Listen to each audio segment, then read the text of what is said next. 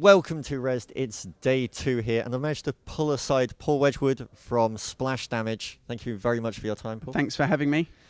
We've just got a very few quick questions for you. So you've just finished the dev session upstairs, and you were saying that you've now got the 3 different companies that are working together to give you the ability to have freedom when it comes to, you know, making the game and funding it and also publishing it and doing all that thing.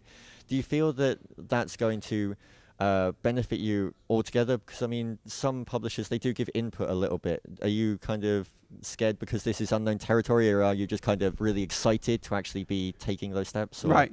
So the question of independence is a really interesting one, and there's always degrees, of course. Actually, about more than half of Splash Damage is still focused on working with very large publishers on huge AAA games.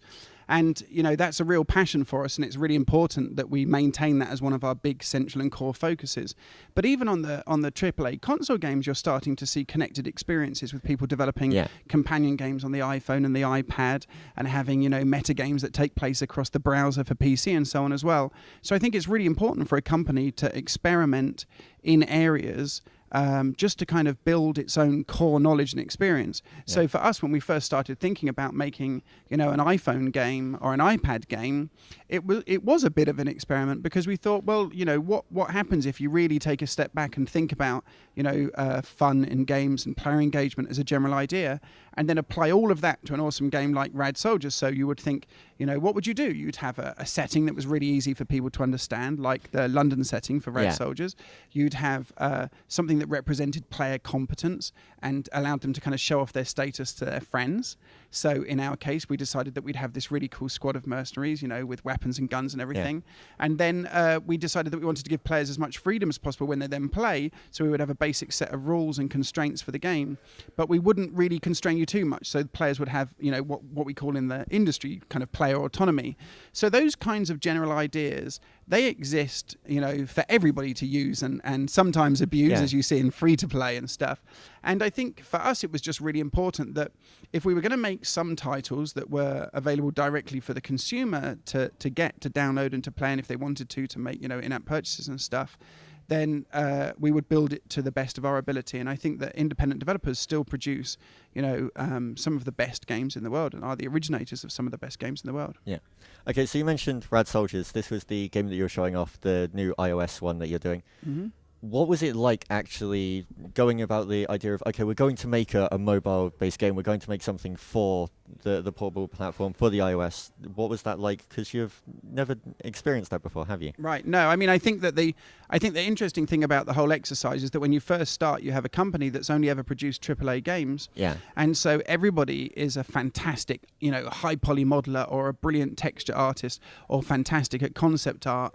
And if you have a very limited number of polygons or texture memory to play with, you might be concerned that they'd feel like they couldn't kind of express their ability, right? Yeah. But one of the great things about the way technology has moved on with iPhones and iPads is that you can have incredible visual fidelity that really does start to compete. Now, generally speaking, the interface means that you have to do slightly different types of games. Yeah. Also, because of the nature of mobile gaming, you can't, for example, easily have synchronous multiplayer because we want people to be able to take turns. So in Rad Soldiers, we did things like Facebook integration. So you can just look up your friends on Facebook, initiate a bunch of games against your friends, and then when they take the turn, you get notified that the turn's been taken. So you could be getting off a bus or off a train, or you could be waiting in an airport to get on a flight, or you could be coming out of college, and you can just dip in and take a few turns and then come straight back out again. So it's really just about, for us, it became quite exciting to take advantage of the platform's strengths and to really come up with kind of innovative design solutions for how to get it to look beautiful, how to get it to perform really well, irrespective of whether it was an iPad 3, or I should say the new iPad, or whether it was an iPhone 3, you know, a much older phone.